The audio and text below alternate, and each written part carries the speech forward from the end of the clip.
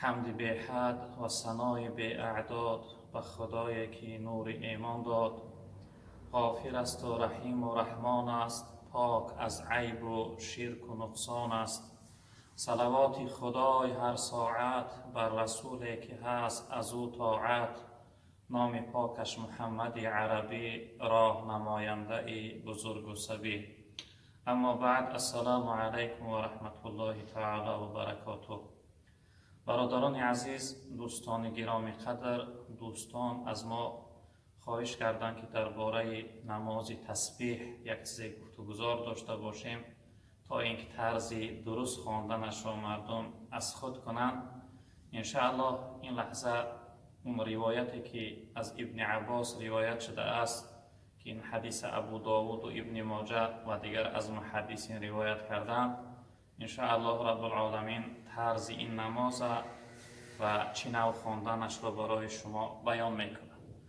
حضرت رسول اکرم صلی الله علیه وسلم به سوی عباس عمکشان گفتند که یا عباس یا عما، تنای عباس ای عمک، آیا من برای شما یک چیزی را هدیه نکنم؟ آیا برای شما چیزی هدیه نکنم که وقتی شما این چیز به جا بیاره خداوند بزرگوار همه گناه های شما را، گناهی که آشکار کرده بوده، پنهان کرده بوده، گناهی که از روی دانسته کرده، از روی نادانسته کرده، گناهی که میده بود یا گناه کلان بود کرده بوده، همه گناه های شما را خداوند میبخشه.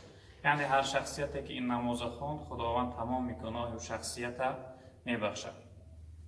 پیغمبر بزرگوار صلی الله علیه و سلم گفتند ان تصلی 4 رکعات، تا اینکه شما 4 رکعت نماز بخوانید.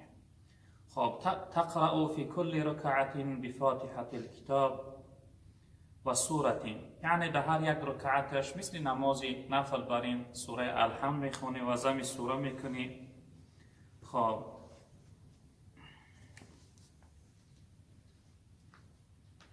فاذا فرغت من القراءة في اول ركعة فقلت قلت وانت قائم سبحان الله والحمد لله ولا اله الا الله والله اکبر 15 مرة.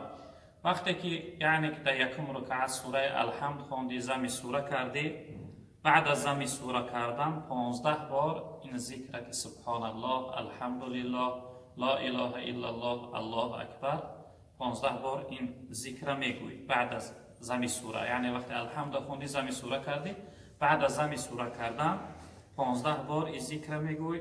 ثم ترکع فیقول و انت راکعا 10.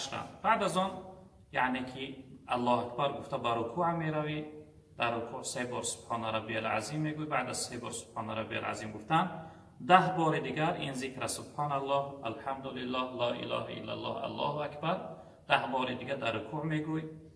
خب ثم ترفع رأسك من الركوع فتقولها 10. بعد از اون سمع الله لمن حمده گفته از رکوع میخیزی، پیش از سجده رفتن وقتی از رکوع خیستی 10 بار دیگر این ذکر سبحان الله، الحمد لله، لا اله الا الله، الله اکبر 10 بار دیگر میگوی. خب ثم تهوی ساجدا فتقولها وانت ساجدا 10. بعد از آن الله اکبر گفته به سجده را میروی. وقتی سجده کردی 3 بار سبحان ربی الاعلی میگوی. 10 مراتبه دیگر در سجده سبحان الله و الحمد لله و لا اله الا الله و الله اکبر 10 مراتبه میگوی. بعد از آن الله اکبر گفته با از سجده سرت میبرداری با 10 بار دیگر، یعنی در بین 2 سجده وقتی که نشستی 10 بار دیگر میگوی. بعد از اون با الله اکبر گفته به سجده میروی، با 3 بار سبحان ربی الاعلی میگوی. بعد از 3 بار سبحان ربی الاعلی گفتن 10 بار دیگر سبحان الله و الحمد لله و لا اله الا الله، الله اکبر میگوی.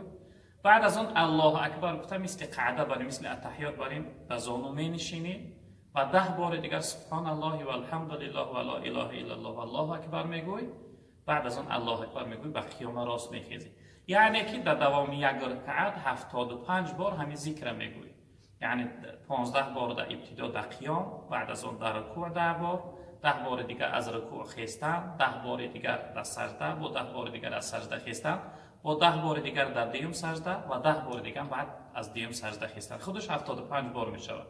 وقتی که اینها را یعنی در 4 رکعت که خواندی، در هر یک رکعت این چنین میخوانی، در 4 رکعت یعنی 300 بار ذکر می شود. و قعده بین، وقتی اتحیات در قعده مابین میشینی، پیش از اتحیات خواندن اول ذکرها را میگوی، بعد از اون اتحیات میخونی. قعده آخرم پیش از اتحیات یعنی ذکرها را میگوی، بعد از اون اتحیات میخونی و صلوات اللهم صل علی و بارک علی اللهم اغفر لی و سلام میدی. یعنی پیغمبر بزرگوار صلی الله علیه و سلم این چیزا گفتن که هر انسانی که در حیات خواند، خداوند همه گناههای او شخصیت، گناه اول و آخر، گناه آشکار و پنهان، گناهی که از روی دانسته و نادانسته کرده بود، خداوند همه گناههای او شخصیت میبخشد. و پیغمبر بزرگوار صلی الله علیه و سلم گفتن که خب گفتن اگر شما توانسته این نماز هر روز بخونید، یعنی که هر انسانی که اگر به توانایی داشته باشد، خب ان تصلیها فی کل یوم مرتان، اگر شما توانسته هر روز این نماز یک بار بخونید. اگر نتوانسته فإن لم تستطع ففی کل جمعه، یعنی اگر هر روز که نتوانسته بعد از آن هر یک روز جمعه، یعنی هفتهش یک مرتبه این نماز جناب پیامبر صلی الله علیه و سلم گفتن بخونید. اگر نتوانسته بعد از آن در هر یک ماه یک بار بخونه اگر توانسته. اگر ماه نتوانسته یعنی هر یک سال یک بار این نماز بخونه.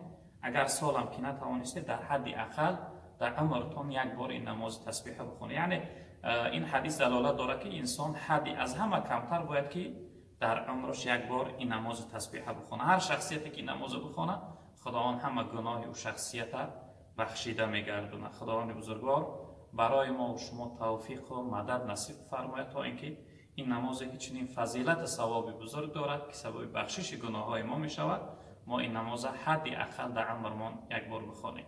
آخر دعوانا ان الحمد لله رب العالمین.